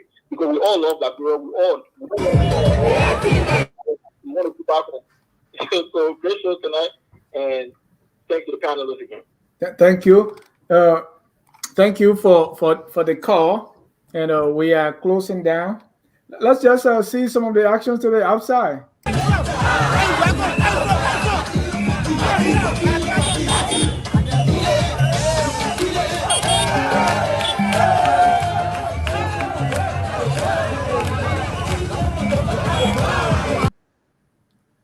If I were 20 and have free drinks and food, I'll be there too. And I live right on Nipple Street. and which political gathering would not have that? But Yeah. but thank you. Let's use this time now to respond to the callers and then give our closing. Dennis, let me say the last caller says something about don't panic. You know, people want to have fun and people want to be in the fries. The question though is, you know, someone said earlier today, don't be fooled by the crowd. And the question that I want them to answer, what crowd should we be fooled by? So when the opposition gather, because we know that this whole crowd size fight will continue until the election is over. So when the opposition gather that crowd on ATS, of course they're going to post pictures. Should we say that those guys are gathering just for food and drinks and t-shirts and because they all wear uniform? So what you say motivated them to be there? Well, I don't know. I'm not in the minds. I'm not a psychiatrist, so I don't want to,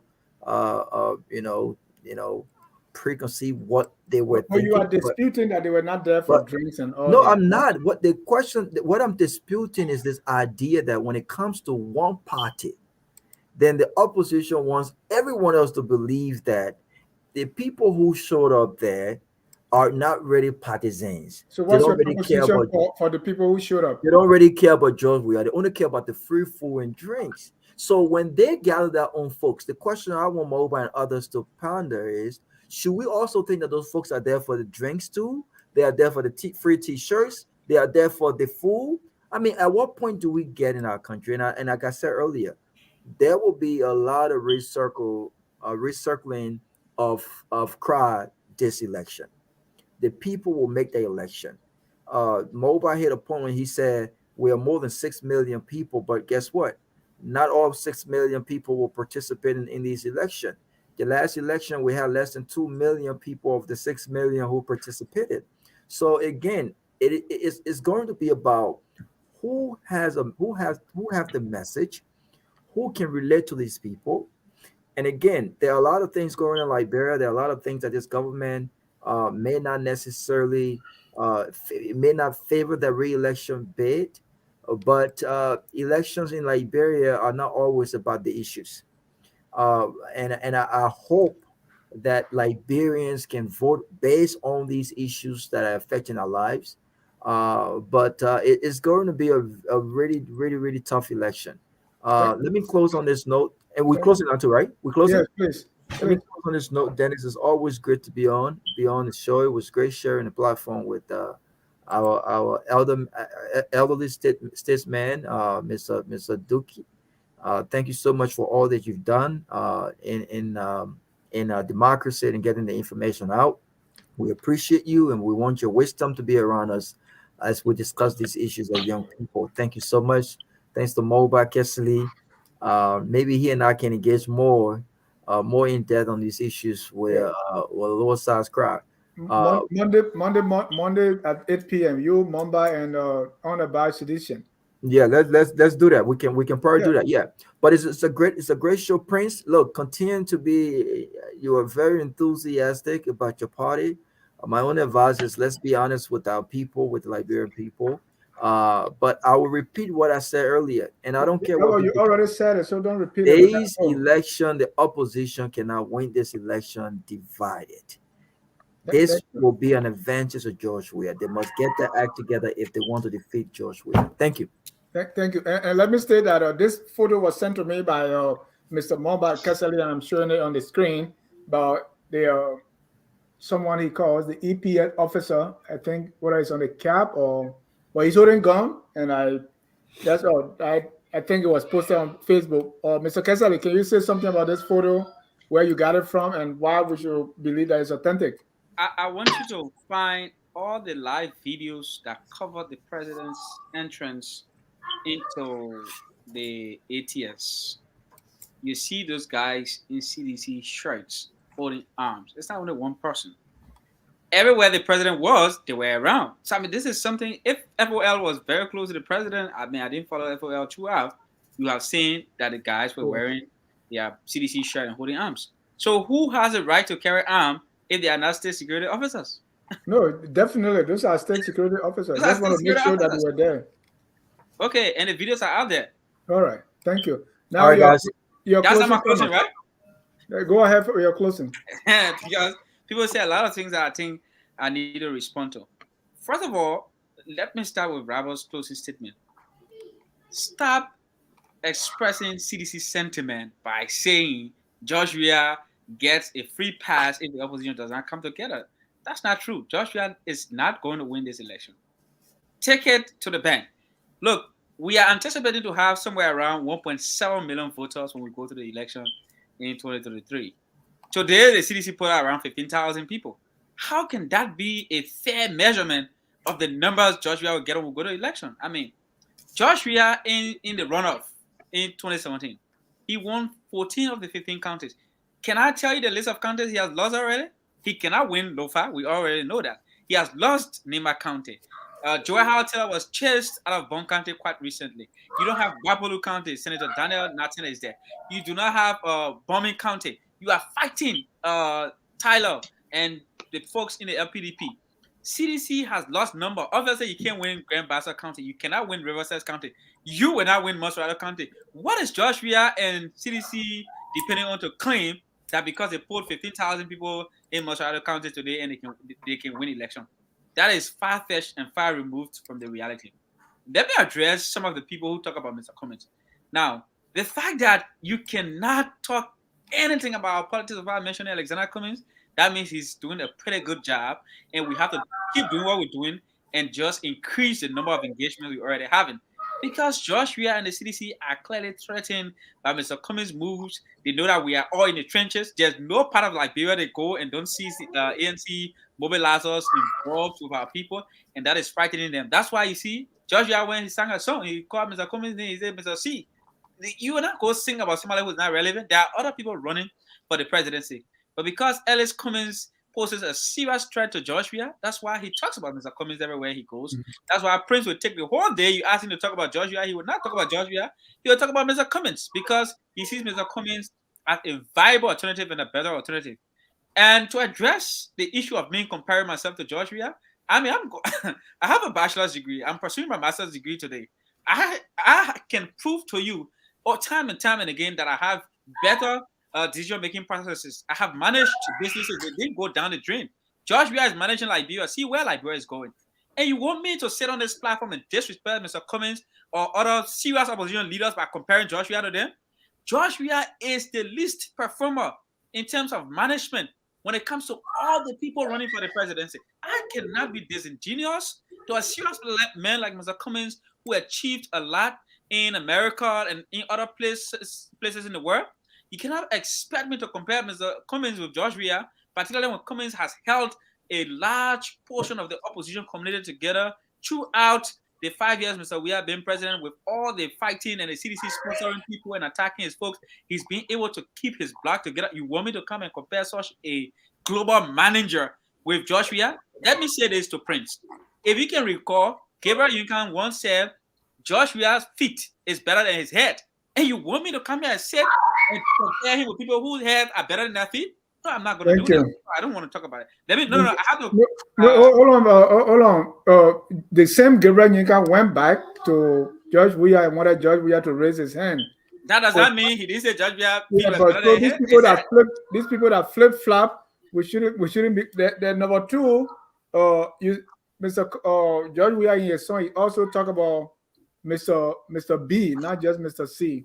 No, I'm here. I'm talking about Mr. Cummings here. I'm Mr. B, man. I'm Mr. Cummings, man. No, I just want to mention for. No, but I want that clarity to be provided. I'm here to talk about Mr. Cummings. You right. And then the last thing is the concept of winning a county does not exist in Liberia because we don't have the electoral college.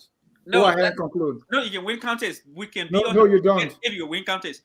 No, you don't win counties. If we have elections today, we can make predictions of counties people win. We know those numbers. No. If you have 1,000 persons in a county, and we did this, I'm not going to allow you to take me away from my track. No. I just want to correct that because we don't win counties in Liberia. George Weah won 14 of the 15 counties the last time. What will you say No, about it's that? not. It's not true. That is erroneous. That they put it out there. No, That it is this- fact. George Weah won 14 of the 15 counties in the runoff election in What does 2016. it mean? What does it mean to win a county? When you come out with the highest number in a county, No. what does it mean? Electoral college in America, when you We're win not a talking about state, electoral college in America. We're talking about Liberia election. right? So the concept of winning a county does not exist because we No, don't use. it does exist. When you come up with the highest number from a county, you win that county. All right. All right. I thought Okay, I thought you would learn that from me, but you refused. Okay, guys. No, but okay. So Okay, let guys. me go to one of the callers said Mr. Cummings is buying his way in Liberian Just, politics. just conclude. Don't respond to any one of those. Just conclude in 1 minute. So, Mother, please conclude. Yeah, we don't have time. It's after 11. All right, let me conclude on this. What we see here is that people are afraid of Alexander Cummings. They certainly knows that the Liberian people have seen that in Mr. Cummings, Liberia can be a better place, that Mr. Cummings will bring better leadership in Liberia, that unlike George Weah, who is stealing from the Liberian people, Alexander Cummings will make sure he hold people accountable, and that he will prosecute George Weah for all of the public stealing they're doing today. They have to be held accountable for it. That Mr. Cummings will not shift blames. He will take responsibility for his actions when he's president. And we need such a man to lead our country. We can no longer live in a country where our people are suffering. Our people are dying from curable and preventable diseases. We need a country that will provide upon demand the basic necessities of life that responsible citizens need. And Alexander Cummings is certainly the person offering that. The CDC does not stand a chance. They are going to spend a lot of money by crook or whatever means they want to steal the election, but we will ensure we beat the CDC when we go to the ballots in 2023. Thank you very much. It's been good sharing the platform with everybody. I know Prince is mad about what I'm saying, but that's fine. That's part of the democracy we are trying to build. Dr. Duke, it's always good sharing the platform. We thank you very much, and thanks to everyone. Thank you. Prince, you're closing.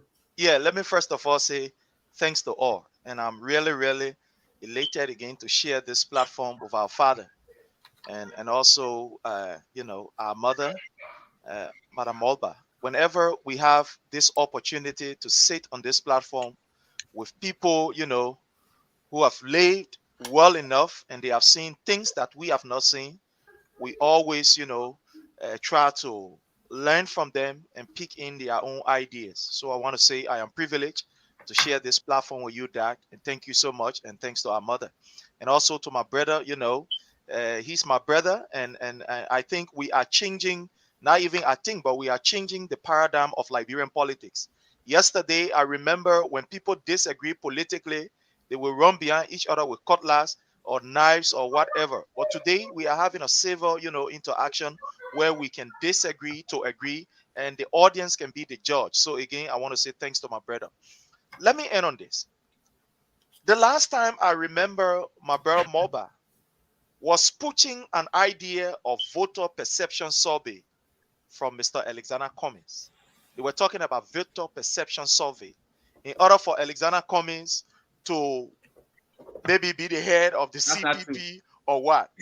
That's not but true. Today, it is the same voter perception survey today that we carry on. I'll give you an example. My brother Moba will also say, Masorado is the mitochondrium of the Liberian body politics. Whatever that is said in Masorado affects the rest of the other county. Today, what we saw in Masorado County, if I will take that particular word that my brother will always use, the people of Liberia spoke. It's a resounding yes to President George Weah. As it relates to the voter perception, you're talking about 5 or 6%. Many times they have conducted, opinion pool on radio. And they will come on and say, oh, Alexander come in and win, or the other person win. Because 10 color call, and they say, oh, the man win. Today, we have more than 10 persons coming up. So it's a win for us. We can say that the victory is clear. Thank you. To conclude, to conclude with this issue, President Weah have worked over the period, and the Liberian people have seen it. Like somebody said, the election is over. We'll determine that during the election. Elections are over. or if I would say election is over for the presidency, election is over. Because the Liberian people have seen where roads have never been before in the history of the Republic of Liberia. Today, road is there. Where areas that they were not even accessible, today they are accessible by roads. Let's look at the housing unit. Today, places that our people have lived in hut or they were living under trees, today we have modern houses going there. Thank you, Prince.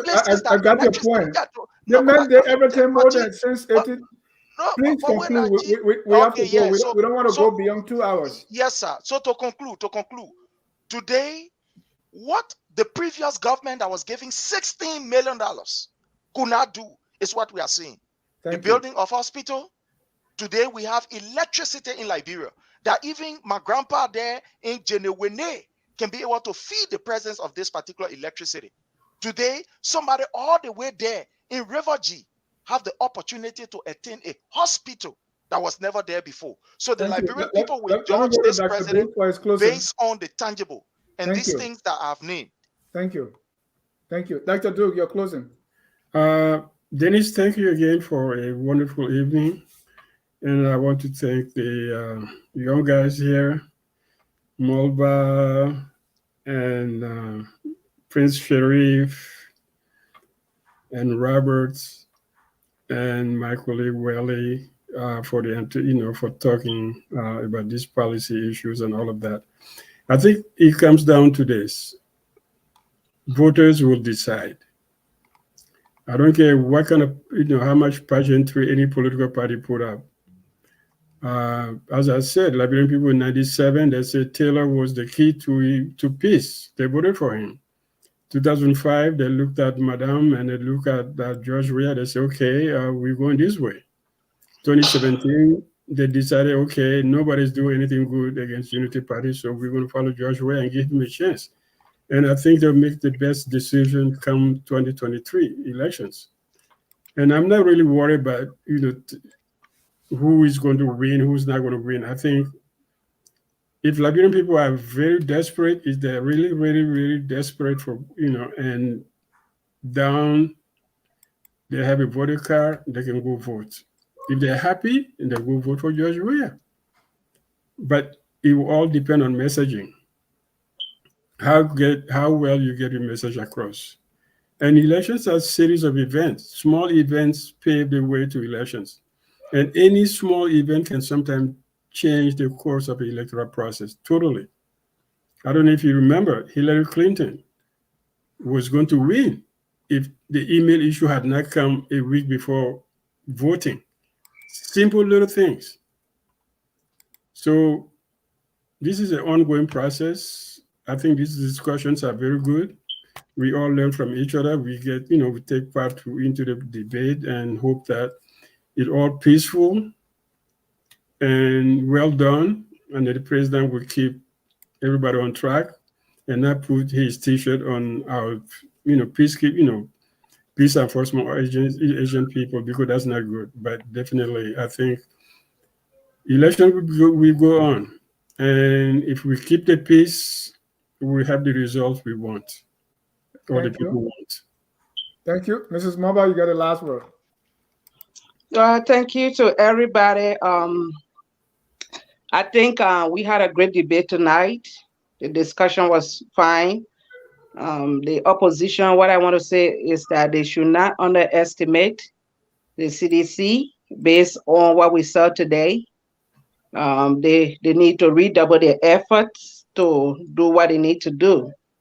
And also the CDC should not be overly confident, because there were some people, like I saw one video where the man is wearing CDC beret, and then the T-shirt has Black Eye picture.